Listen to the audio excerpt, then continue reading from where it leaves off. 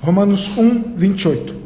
Além do mais, considerando que desprezaram o conhecimento de Deus, Ele mesmo os entregou aos ardis de suas próprias mentes depravadas, que os conduz a praticar tudo o que é reprovável. Então tornaram-se cheios de toda espécie de injustiça, maldade, ganância e depravação. Estão empanturrados de inveja, homicídio, rivalidades, engano e malícia. São bisbilhoteiros, caluniadores, inimigos de Deus, insolentes, arrogantes e presunçosos. Vivem criando maneiras de praticar o mal, desobedecem a seus pais, são insensatos, desleais, sem amor e respeito à família, sem qualquer misericórdia para com o próximo. E apesar de conhecerem a justa lei de Deus, que declara dignos de morte todas as pessoas que praticam tais atos, não somente os continuam fazendo, mas ainda aprovam e defendem aqueles que também assim procedem.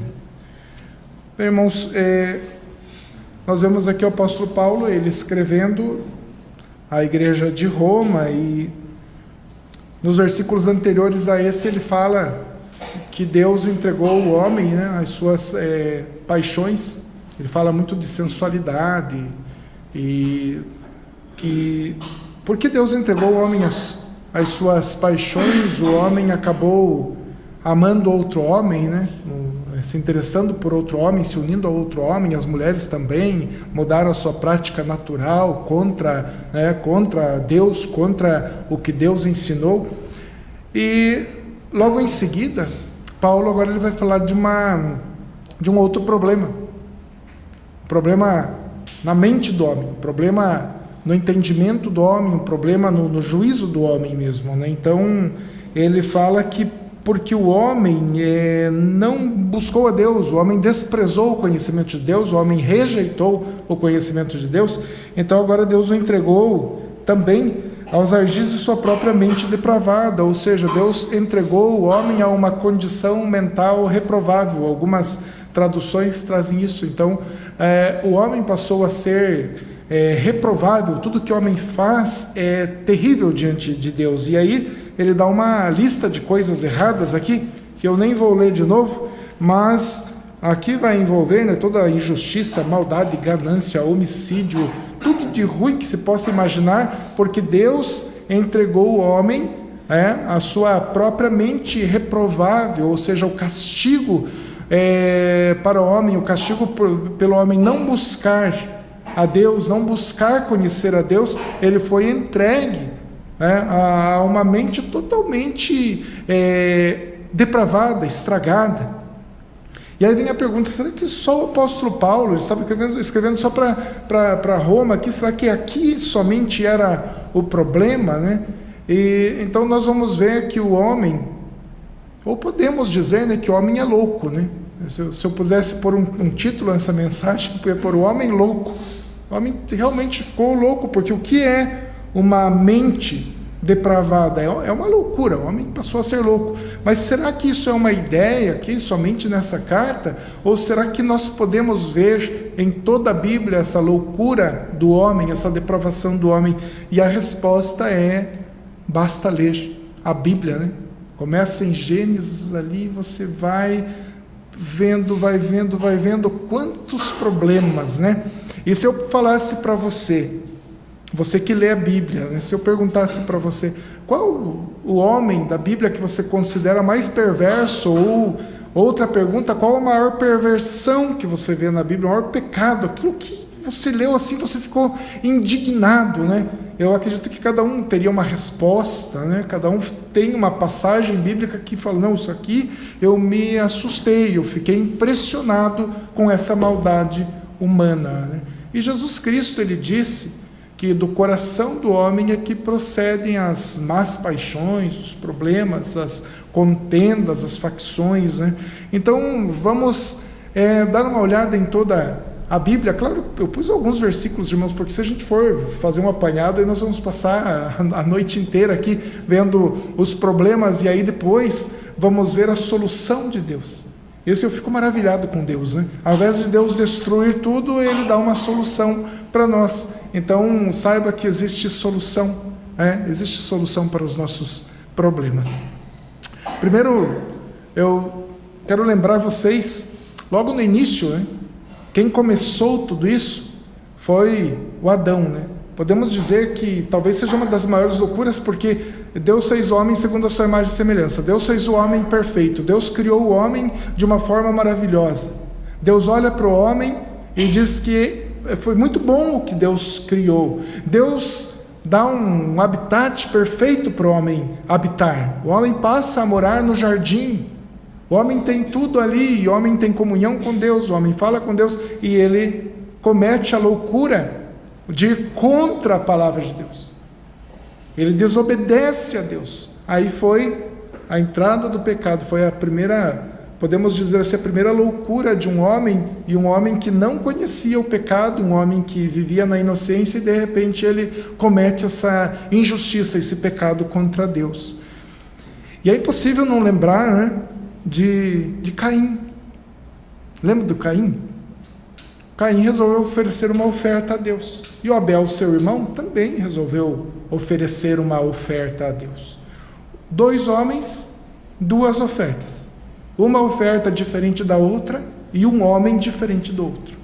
Deus, ele aceita a oferta de um desses homens por causa da maneira de ele ofertar e a própria oferta em si, né? Tinha o sacrifício ali de sangue na oferta do Abel.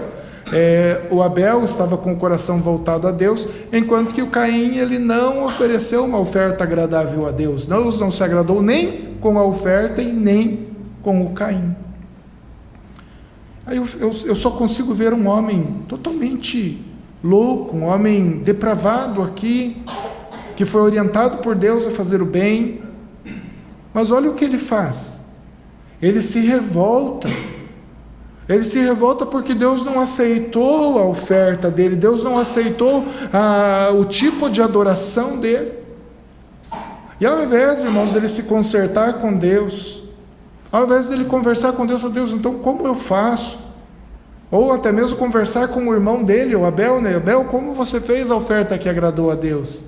Como eu posso fazer igual? Não. Ele conversa com seu irmão e leva o seu irmão Abel até o campo e mata, ele assassina o seu irmão. Foi o primeiro assassinato na Bíblia, irmãos, veja que loucura. O Abel, ele não fez absolutamente nada contra o Caim. A questão foi que Deus aceitou a oferta do Abel e não a do Caim. O Caim ficou tão revoltado. Se você fosse analisar bem lá dentro da alma, no coração do Caim, sabe contra quem era a revolta dele? Contra o Criador, contra Deus. Como o homem não pode matar a Deus, como o homem não pode se vingar de Deus, o homem, ele comete loucuras terríveis contra o Senhor. Foi o primeiro assassinato na terra. Veja que coisa triste, mostrando que logo no início da criação o homem era terrível. Aliás, irmãos, tem gente que fala que o homem está cada vez pior. Eu acho que o homem não está cada vez pior. O homem simplesmente é homem. O Dr. Martin Lloyd Jones já escreveu sobre isso, que o homem, depois do pecado, ele é exatamente igual. Desde a antiguidade até hoje. As perversidades não mudaram muito, não. Talvez hoje apareça mais, hoje tem muito mais gente habitando a terra, né? Então aparece mais, aflora mais a perversidade humana. Porém, o homem continua igual, pecador, mau, terrível, como foi depois do pecado, como a Bíblia descreve o homem, né? Outra passagem, né? Também Gênesis 6, 5. Deus, ele olha agora toda a humanidade, isso aqui, um pouquinho antes do dilúvio. Deus olha e Deus só vê maldade. Está escrito que Deus só viu maldade no coração do homem. Tudo que o homem fazia era mal. Toda a humanidade estava corrompida. Essa foi a visão de Deus ali. Como Deus olhou o homem a ponto de Deus se entristecer de ter feito, de ter criado o ser humano. E depois disso aí vem o juízo de Deus naquela época, né? Deus manda o dilúvio. Veja, irmãos, como é para Deus, como é o pecado. Deus sendo tão santo, Ele criou o homem. Ele fez todas as coisas, tudo que existe foi criado por Deus, e de repente ele olha a maldade do homem, ele olha o homem cometendo pecado, o homem indo contra Deus, e Deus resolve destruir. Naquele momento Deus resolve mandar o dilúvio. Veja, há coisas que fazem parte da história e que estão no plano de Deus, tudo está no plano de Deus, mas a gente percebe a maldade humana, e Deus, ele é tão soberano, tão absoluto, tão sábio, que ele governa do jeito que ele quer a terra, realizando os seus propósitos e até mesmo usando a maldade humana. Veja a história lá do Esaú e Jacó. A Rebeca, ela ajuda o Jacó a enganar seu pai.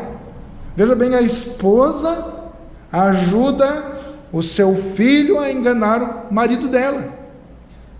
Veja que coisa terrível isso. Enganou. Um filho enganador, a esposa enganadora, a gente percebe ali algo destrutivo no seio daquela família. Algo terrível ali. Então veja que essas coisas acontecem ainda. O engano, o desejo de matar, a inveja, a revolta contra o Criador, a revolta contra Deus. Jezabel, né? Você já leu a história de Jezabel? Misericórdia, irmãos. Falou de mulher perversa na Bíblia, o crente já fala, a Jezabel. Entre tantas atrocidades que ela fez, veja que o rei Acabe, ele gostou da vinha, do plantio lá de uva, do parreiral lá do Nabote, né? E ele desejou aquilo, ele estava triste porque ele queria, olha irmãos, o que é a cobiça? E aí a Jezabel queria comprar o Nabote. Não, isso aqui não é da minha família, herança da minha família, eu não posso vender. O que ela fez? Levanta uma acusação falsa contra Nabote, para que Nabote seja morto a pedradas. Ele foi apedrejado. Jezabel sem coração, sem piedade, com toda a ganância, com toda a ira, a inveja. Veja como aflora no ser humano esse tipo de sentimento. Era dele. Ele não quis vender, porque ele não quis vender, então vamos matá-lo, pronto, matou. Aí chega na maior tranquilidade, pronto, Acabe, está resolvido o problema, agora é tua a vinha, pode pegar para você. Perversidade, inveja, ganância, desejar o que é do outro, né? Totalmente contra a lei de Deus. Davi, né? Irmãos, Davi foi um homem que teve tudo em suas mãos. Davi foi um homem que ele estava lá no campo cuidando das ovelhas, de repente ele é chamado para governar uma nação, para reinar sobre uma nação. Um homem que foi cheio de sabedoria pelo Espírito Santo, um homem que foi cheio de coragem dada por Deus, um homem que enfrenta o gigante, que mata o gigante, que passa a reinar sobre Israel. Ele estava lá no palácio, estava no comando de uma nação, tinha tudo o que ele queria, muito mais do que ele precisava. E enquanto seu exército estava guerreando, de repente ele sai no terraço lá do castelo, da residência real,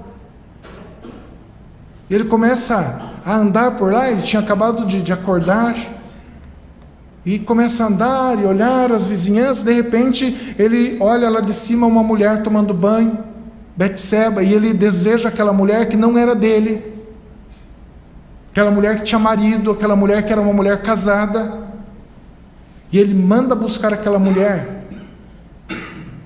e ele toma aquela mulher para ele adultera, e o adultério leva o Davi a mandar matar o esposo daquela mulher.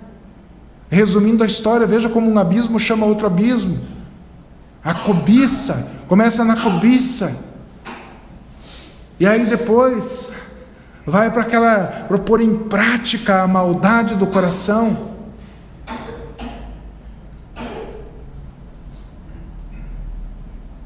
Aí vem o adultério, vem o assassinato.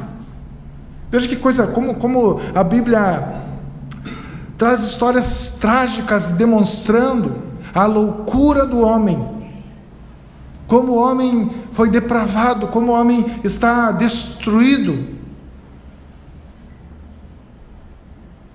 Tantos outros casos no Antigo Testamento, né? Mas vamos lá no Novo Testamento, né?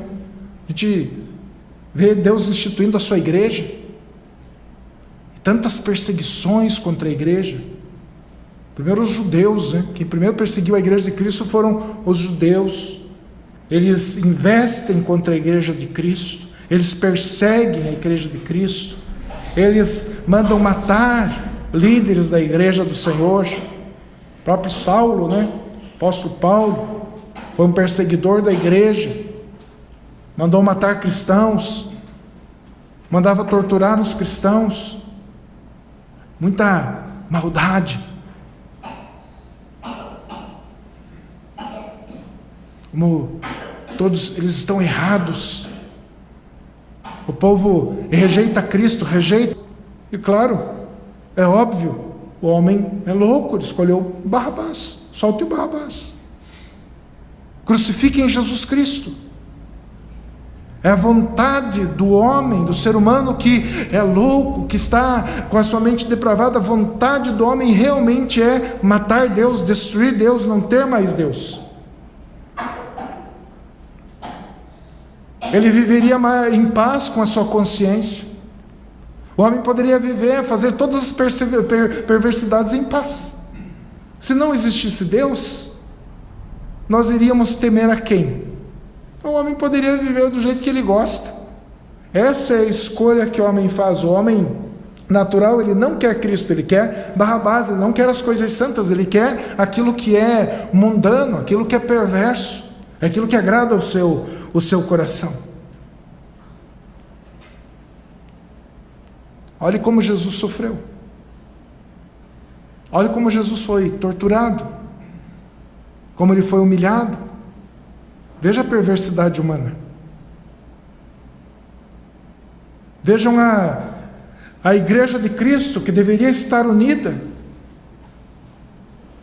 A igreja de Corinto, né? Dando um exemplo mais prático, a igreja de Corinto tinha os dons, cultuavam a Deus, mas havia divisão, havia contenda.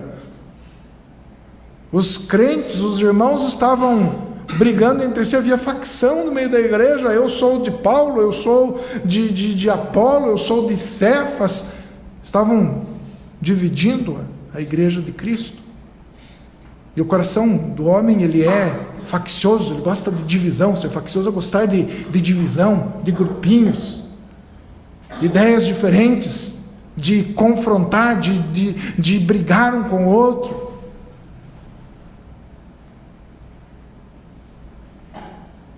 O homem, realmente, quando a gente vai observar na palavra de Deus, nós vamos ver que o homem está numa situação terrível, de loucura, de distanciamento de Deus, de morte mesmo em relação a Deus.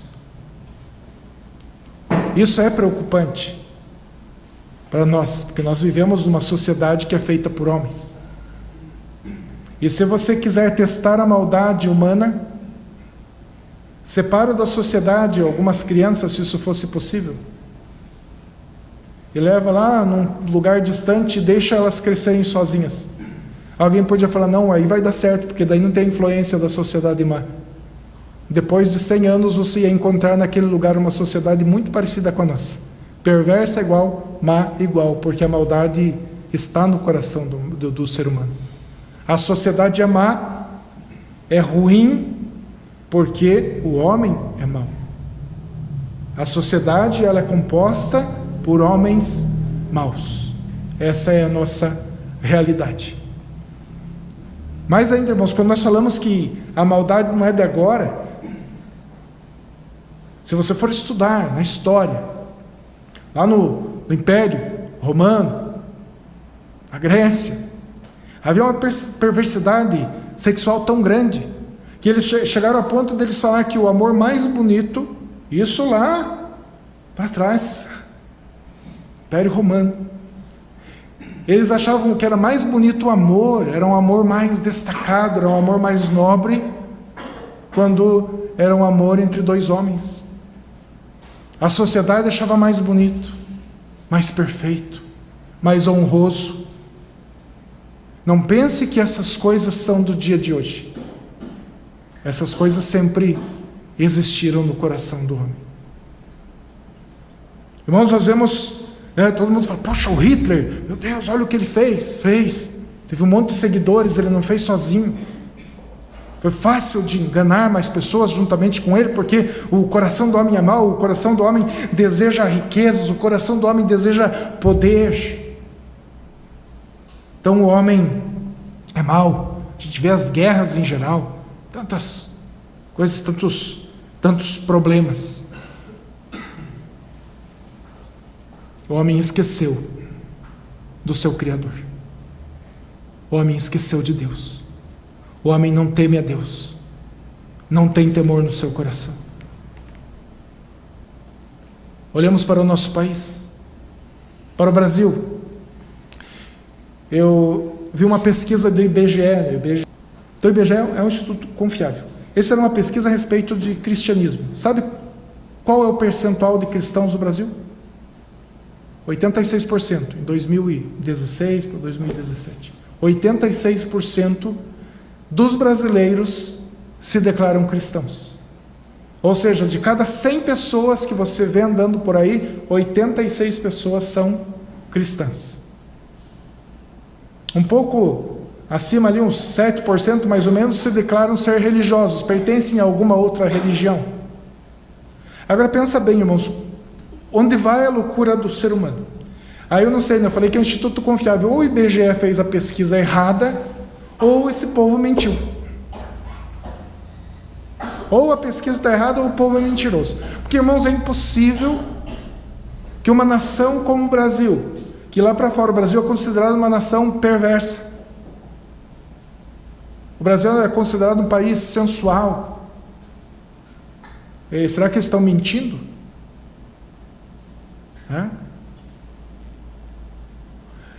E teve um tempo que era incabível dentro de uma nação como a nossa discutir a legalização do casamento homossexual, por exemplo. Era incabível discutir a respeito do aborto, do assassinato de uma criança dentro do útero. Todo cristão sabe que essas práticas, elas são condenadas pela Bíblia, pela palavra de Deus. São condenadas. Ah, não, pastor, mas a Bíblia não fala que não pode fazer aborto. Como que não? Não assassinarás. E agora estão discutindo, querendo achar que isso é uma coisa normal. Como pode, irmãos? Se são 86%, se de cada 100 brasileiros, 86 são cristãos, como pode até se levar isso a um debate? Sendo que nós somos um país democrático, então a ideia da maioria é que vale, nós somos um país cristão, teoricamente. O cristão, irmãos, ele não defendia essas práticas. Agora se fala muito, não, mas sabe o que importa? O que importa é o brasileiro ter comida na mesa, o que importa é ter isso, irmãos, nunca o cristão se vendeu por um prato de comida. Nunca o cristão se vendeu por cesta básica. Nunca o cristão trocou as suas ideias bíblicas, nunca ele trocou a verdade por mentira, ele nunca se vendeu dessa forma. O cristão morreu por essa verdade, ele lutou por essas verdades, ele lutou para sempre pôr a palavra de Deus como regra de fé e prática. Isso é uma loucura, então, eu falar que eu sou um cristão e eu defender essas práticas. Você entende? Eu não estou falando que o casamento homossexual está errado, a legalização, ou que está errado o aborto. Não estou falando sobre isso, eu estou falando que é errado uma pessoa se dizer cristã e defender essas práticas. E não são só essas. Aí a gente começa a olhar para dentro da igreja, para dentro de nós, os erros que nós cometemos, as loucuras que nós cometemos. Muitas vezes nós fazemos coisas sem pensar. Muitas vezes nós fazemos coisas que são do desagrado de Deus, não estão dentro da vontade de Deus, e parece que aquilo é normal. Considere isso, irmãos, dentro das igrejas dos cristãos existe divórcio, adultério, roubos, furtos, coisas que jamais um cristão poderia fazer. Antes de divórcio, antes de qualquer coisa parecida, Jesus não ensinou o perdão, não ensinou o amor. Por que isto? 2016 teve mais de 1 milhão de casamentos no Brasil. Mais de 1 milhão. E ao mesmo passo, 340 mil divórcios no Brasil. 340 mil divórcios. Um país que se diz cristão, 86% de cristãos. Ter uma taxa de divórcio tão grande desse jeito, por quê? Porque o homem não mudou. O homem, ele continua fazendo as suas vontades. Ele age como Davi. Ele deseja aquilo que não é dele. Ele comete adultério no pensamento e na prática.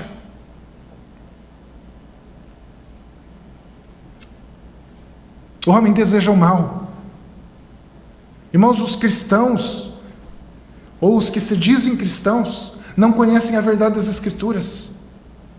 Eles estão nesse escrito aqui, além do mais, considerando que desprezaram o conhecimento de Deus. Pessoas que se dizem cristãs, mas não dão ouvidos à verdade, não buscam a Deus, não querem saber de Deus, não querem saber da vontade de Deus. São pessoas que realmente não se converteram, porque elas não têm o Senhor no coração, elas continuam nas mesmas práticas. Nós não podemos falar que somos cristãos porque achamos bonito isso, porque isso nós herdamos dos nossos pais. Um cristão, irmãos, não é aquele que tem uma credencial da igreja, que foi batizado numa instituição religiosa. O cristão é aquele que tem a palavra de Deus como regra de fé e prática. Esse é o cristão. Esse é o cristão. Então a humanidade, ela adoeceu depois do pecado original, depois do pecado de Adão. Por isso vêm os maus desejos, as paixões, as separações, as facções, as desgraças, os assassinatos. Vamos falar a verdade, irmãos, pensa bem, numa igreja cristã. Claro que nós já falamos isso aqui, não é errado repetir uma verdade. Será que pode acontecer adultério entre os cristãos, divórcio entre os cristãos? Nós condenamos as práticas erradas, nós condenamos o aborto, e devemos condenar mesmo. Mas de repente nós não condenamos outras práticas que a Bíblia condena, que não devem fazer parte do nosso meio. Não é por votação, não adianta reunir o conselho da igreja e falar: gente, a partir de hoje nós vamos permitir o divórcio na igreja. Deus não permite. Deus odeia o divórcio, é isso que a palavra de Deus nos ensina. Só em alguns casos extremos. Antes de tudo vem o perdão, a paz, a conversa, o se parecer com Cristo. Essa semana ainda eu falava para uma pessoa, se os casais seguissem pelo menos o que está escrito lá em Efésios, lá no capítulo 5, versículo 20 a seguir ali, a esposa cuidar do marido, estar junto com o marido, respeitar o marido amar a esposa como Cristo amou a igreja, dando a vida por ela, pronto. Irmãos, se nós não tivermos uma mente gananciosa, se nós não tivermos uma mente adúltera, se nós não trocarmos a verdade pela mentira, se nós de fato amarmos a Cristo de todo o nosso coração, perceber que Ele morreu naquela cruz por todos esses pecados descritos aqui. Olha o que está escrito em Gálatas 3, 13 e 14. Foi Cristo quem nos redimiu da maldição da lei, quando a si próprio se tornou maldição em nosso lugar, pois como está escrito, maldito todo aquele que for pendurado no madeiro. Isto aconteceu para que a bênção de Abraão chegasse também aos gentios em Jesus Cristo, a fim de que recebêssemos a promessa do Espírito Santo pela fé. Olha que Jesus Cristo morreu por causa da nossa loucura, Ele morreu por causa da nossa desobediência, Ele morreu por causa do adultério, Ele morreu por causa dos crimes, por causa das maldições, por causa de todo o pecado que o ser humano comete. Jesus Cristo não morreu em vão. Ele morreu por um povo, Ele morreu pela sua igreja. Ele se fez maldição, irmãos, por causa disso. Olha que essa lista de problemas aqui, que Paulo descreve. Deixa eu voltar lá no Romanos, no capítulo 1. Olha essa lista aqui, é terrível. Então tornassem cheios de toda espécie de injustiça, maldade, ganância, depravação, estão empanturrados de inveja, homicídios, rivalidades, engano, malícia, e assim ele vai descrevendo uma lista de pecado. Ele descreve a nossa pecaminosidade, a pecaminosidade humana. E agora está escrito que Jesus Cristo se fez maldito por causa desses pecados, para que se cumprisse a promessa de que em Abraão, se nós seríamos benditos, seriam benditas as nações na terra. Jesus vem para buscar o seu povo, Ele vem para morrer numa cruz em nosso lugar. Ao mesmo tempo que nós apresentamos uma humanidade doente por causa do pecado, uma humanidade morta por causa do pecado, uma humanidade destruída por causa do pecado. E nós apresentamos porque a Bíblia apresenta dessa forma.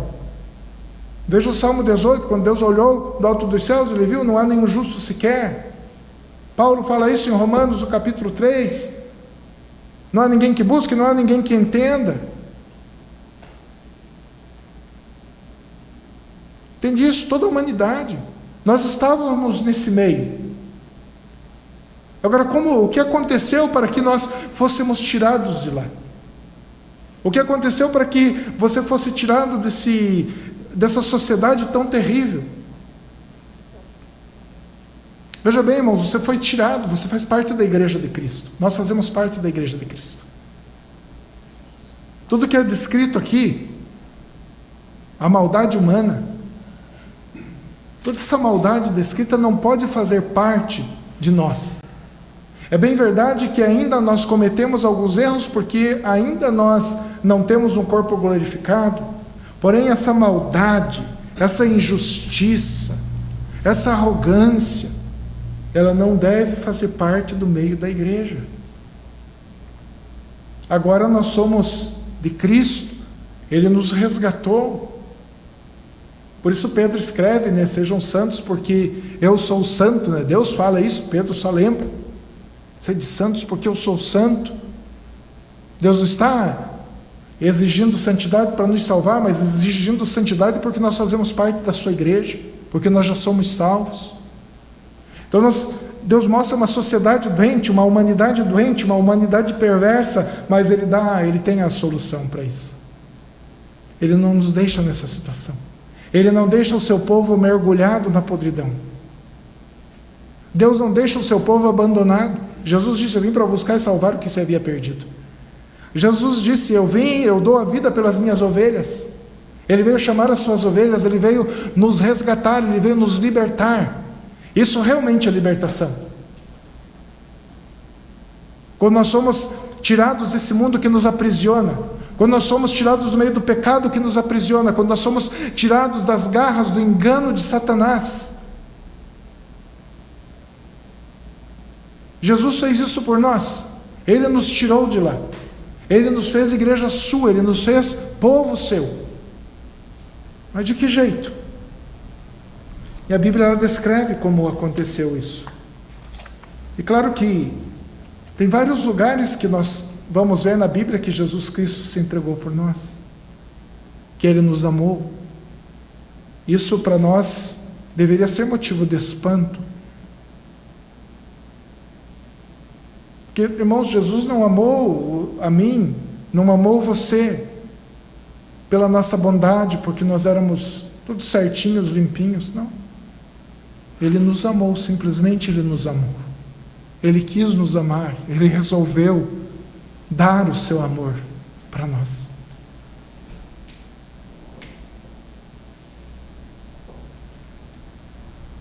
A palavra de Deus nos ensina que Deus deu o seu único Filho, e esse Filho veio ao mundo, Ele se fez carne e habitou entre nós.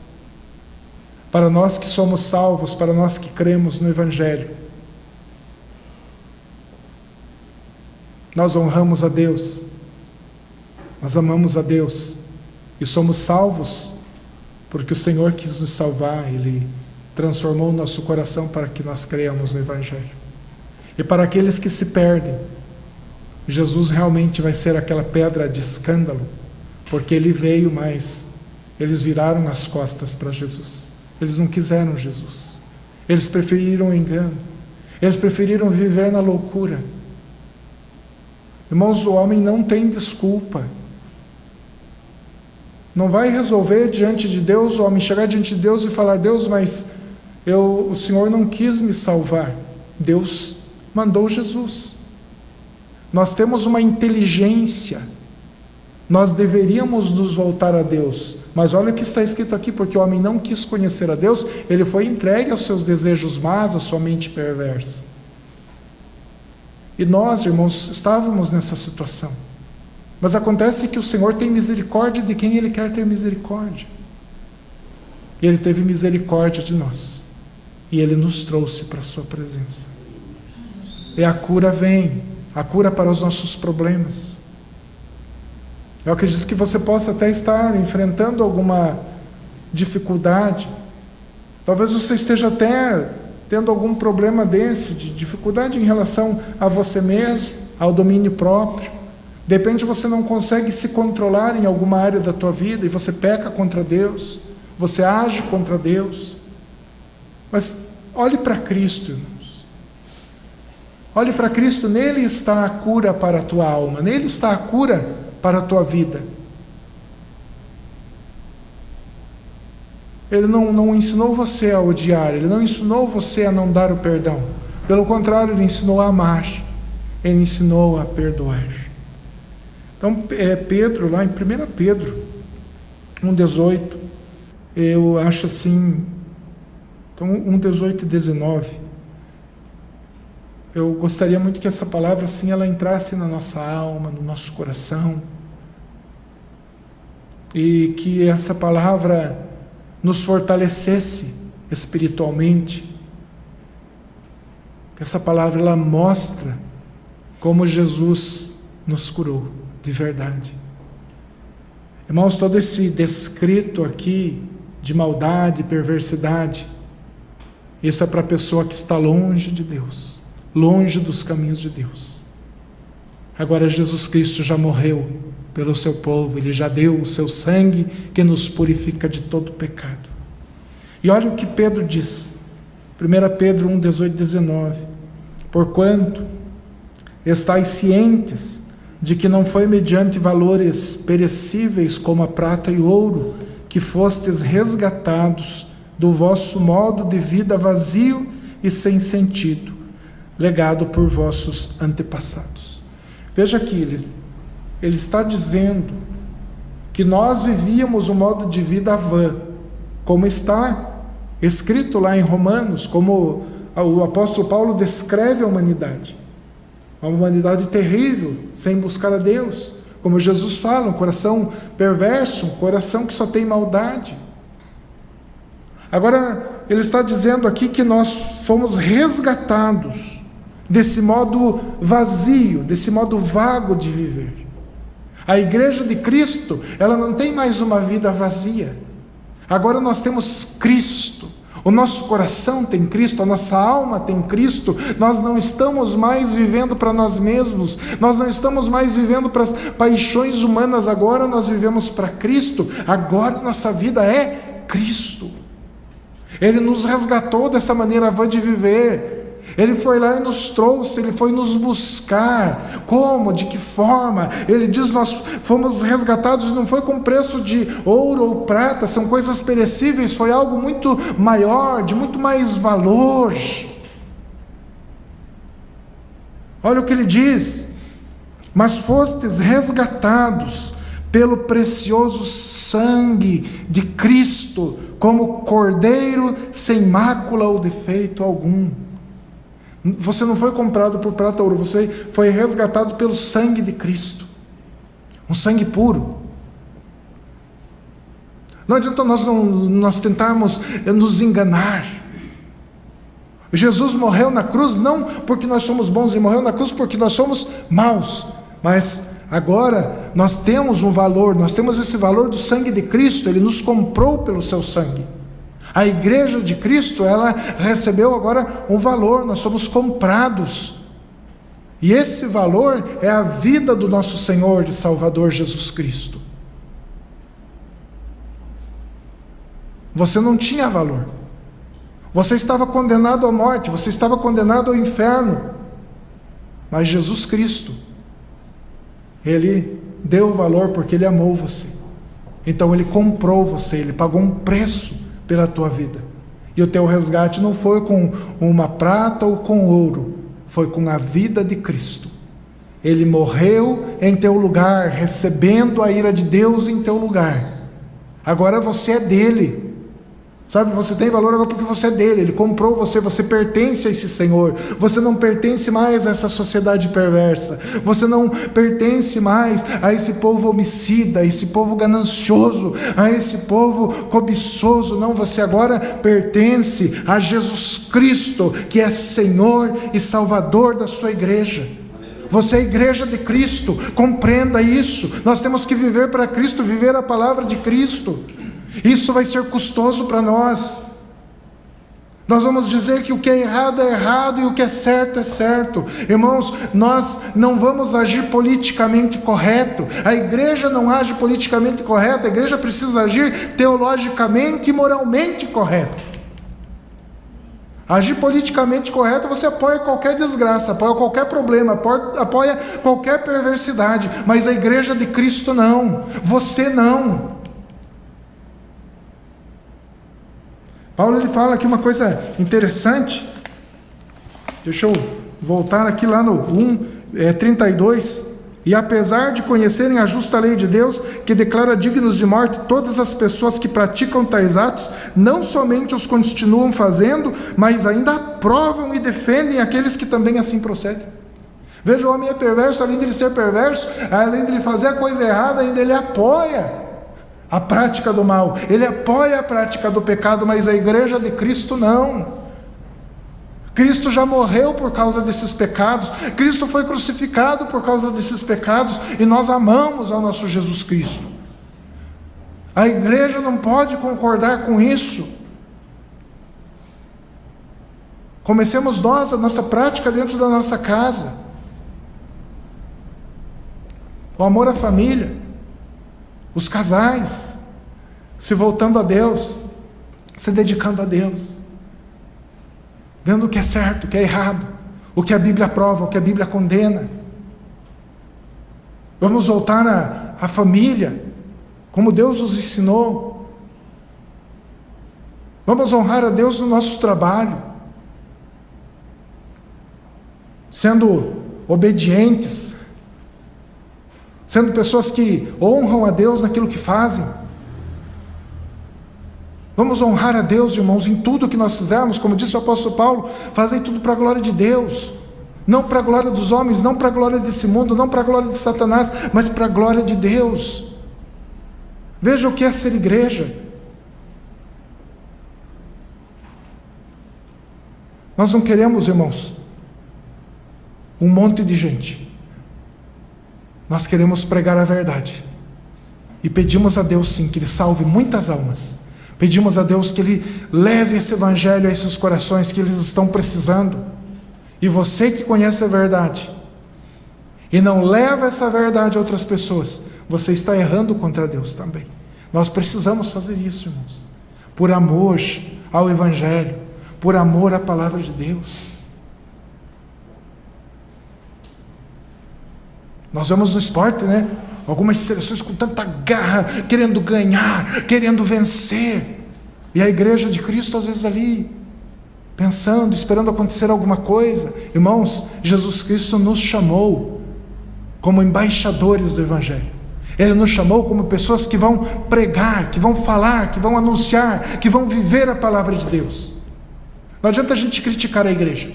Não adianta a gente falar, olha a igreja do jeito que está, a igreja enfraqueceu, olha como é que está a igreja no Brasil. Olhe para a tua igreja, para você, quem é você na sociedade, quem é você no teu grupo de trabalho, sabe, onde você estiver, Deus chamou você para ser uma luz. Por que uma luz? Porque você foi iluminado pelo Evangelho de Cristo, você foi iluminado pelo Espírito Santo de Cristo, e aquele que tem o Evangelho e tem o Espírito Santo de Deus, ele tem tudo que é necessário. É só pregar, anunciar essa palavra. Irmãos, não seja politicamente correto, seja teologicamente correto, seja de Deus, seja o povo de Deus.